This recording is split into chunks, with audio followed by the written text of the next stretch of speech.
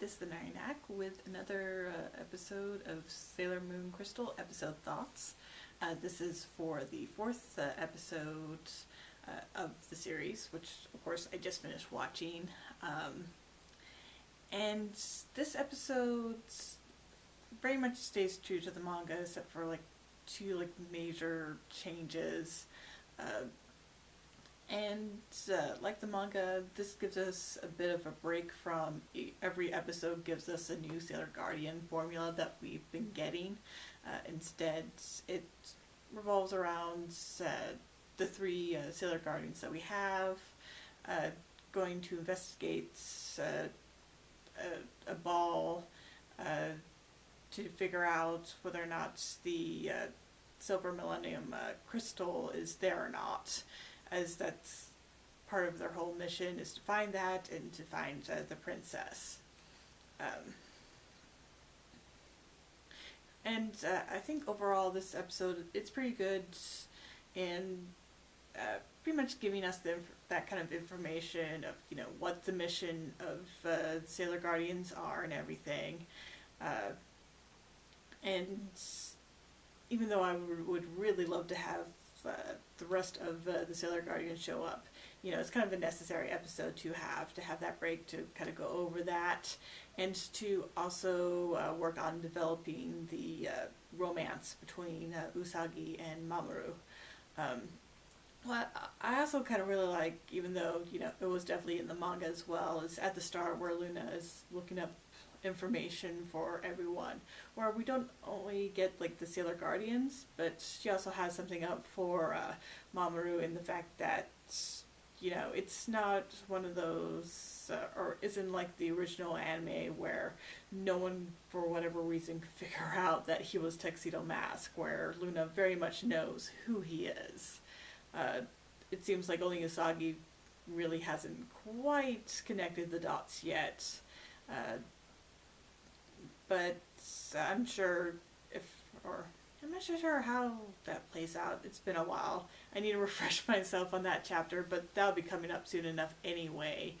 But, it's not the long, dragged out kind of deal like it was in the original anime, which is something I really appreciate, because it did seem really, really silly. And there's also the fact that I think Mamoru, he's pretty sure Usagi is Sailor Moon, though he's not really sure who Usagi is too much. Which was kind of touched upon with the last episode when they had their meeting on the bus. Let's see. Okay, so the two major changes, I guess the first one I'll touch upon appears at the very end. This was actually kept in the original anime series for this episode from the manga, but was omitted from this new retelling of it. And that's basically at the end, Usagi, she kind of passes out on I guess a deck chair or something at the ball after everything. And in the manga and in the original anime, it's because she accidentally drank alcohol and passed out because of that. In this new retelling, though, she's just tired, because it's pretty much set up from the beginning. She got very little sleep the night before. In fact, she fell asleep in class, and they just had that exhaustion be the reason why she was sleeping out there. Which I guess is more or less to downplay the whole drinking underage angle there, even if it is, not meant to be taken very seriously. But, it's something that's illegal in Japan, so they probably decided to, not actually have it in this version. I can only assume maybe for that reason, or it also kind of helps, save them some time, so they could, spend more time doing some of the other scenes in this episode. So who knows the exact reasoning for it, but it's not there. But it's one of those things that it really doesn't matter. because the scene still kind of plays out as it did in the manga and also in the original anime just fine. And if you're that exhausted, of course you're gonna like sleep through anything, especially if it's Usagi, since that just seems to be one of her skills. The other big major change that I think is going to be a change that will actually mean something eventually for this version of the anime is the fact it is confirmed that Jadeite, he survived, not only survived the last episode, but he seems to be more or less fine. In fact, we get to see all four of the four kings and get their introduction, not only with Queen Beryl, but after Nephrite, after his plan kind of fails, he actually shows up to confront the Sailor Guardians, and not only him, but the other four also show up and kind of give their introduction and just to basically tell them that they're searching for the Silver Millennium Crystal and they plan on getting it well before them, which of course is not in the manga whatsoever, because in the manga Jedi was dead by this point. So it's definitely interesting to see that the four kings, they're not getting killed off like they were originally. But if I remember right, Naoko Takeuchi, and one of her little side talks in the manga series, she does bring up like they were all pretty popular characters, and of course in the live action version of Sailor Moon that were done some years ago, that's another instance where the four kings weren't killed off either. Instead, they kind of stayed around for the entire series. And I actually liked it because, they were a lot of fun as characters in that. So I am kind of not surprised that they're not getting killed off in Sailor Moon Crystal either. I think it is because they are kind of popular as characters. So I think that's why they get this chance to actually hang around. Unlike, in the original anime where it kind of stuck with the manga where they all eventually die. So, yeah, those were pretty much the two big changes. Other than that, it really does stay pretty close to the manga chapter.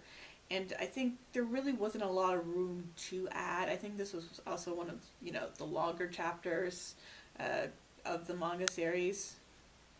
So everything was pretty much spot on outside of those two things. And I really enjoyed it, especially because, like I mentioned before, this does give us a break of the usual episode breakdown that we've gone with the first 3 episodes, where, we get a new Sailor Guardian. So it's kind of like search, find the girl, then the girl gets her powers awakened, then she fights the enemy, and then she's a Sailor Guardian. But with this one, we do get a bit of a change. I guess one other little minor change is that at the arcade, Umino shows up and he gives some information, because I think before that was just all done with Usagi in the classroom, but this time it's done in a place where Rei and Ami are also there. I think that was also changed, which, still very minor quibble, something that, I actually kind of forgot. Because it just really was so minor. I think it just kind of helped a little bit with like story flow, and to figure it'd probably make a little bit more sense, because that way Rei and Ami know what the princesses are supposed to look like. And now that I'm thinking about it, it does lead to another change where in the manga the princess, she gets possessed, and it's like her bodyguards kind of questioning her. That kind of leads to it. Or no, her bodyguards show up and she like kind of attacks them. But in this version of it, Ami and Rei come and find her, and that's when they have their confrontation. First with like a Nephrite and the possessed Princess D. Okay, so there are 4 changes. I think I'm kind of, I'm pretty sure if I think about it, I'll find some other little quibbles or whatever, but still, I still think like the two big main changes is the fact that we don't have a drunk Usagi in this episode, and that the fact that it looks like the Four Kings are actually going to stick around, even once they've done their storylines, which I think makes me believe that if this series does ever have to make like original stories, it'll definitely be involving the Four Kings, and they'll find like some use for them, even if it is just to be like more villain of the week kind of a deal. Uh, and I am really curious to what they're going to do, since I mean we're definitely stuck with having Sailor Jupiter come in next episode, which will be next month. As you know, she shows up. Even in the manga, she shows up at the end of the story. Uh, so she's very much set, and also the preview. There's no denying she's going to be showing up and be becoming Sailor Jupiter next episode. But then we get another episode break, I think, or not so much a break, but uh, another one where we're not going to get the next Sailor Guardian. But even then, in the manga, things change quite a bit because Sailor Venus is pretty much already around, and she kind of shows up. So her introduction is quite different from the rest. But also, once we have Sailor Jupiter, there is a chance for them to animate one of the short stories that Naoko Takeuchi did for the series, which really heavily features Rei. So it'll be interesting with the next episode to see, you know, what is actually going to follow it, if we're going to actually get that short side story animated and into an episode, or if they're actually just going to stick with like the main manga volumes. Though I kind of hope that they do all the little side stories, and some of them are like really fun, and I do really like the one that could possibly be the following episode after the Sailor Jupiter episode, which is, what is it? It's Casablanca something, but either way, I really like it. I know Naoko Takeuchi, the author, she has expressed that she really likes it and that she would actually like to see it animated. So, you know, hopefully her thoughts hadn't changed since she, you know, kind of wrote that in the manga and like now. Because even though it would mean more time waiting for Sailor Venus, it's still a good story, and it'll be nice to, you know, get these little side stories that were never animated when the series was getting originally animated actually get, you know, animated. And I think that's enough ramblings for now. So far, those are my thoughts after just watching it. Thank you for watching this video. I hope you subscribe to my channel, leave a like or comment, and until next time, bye.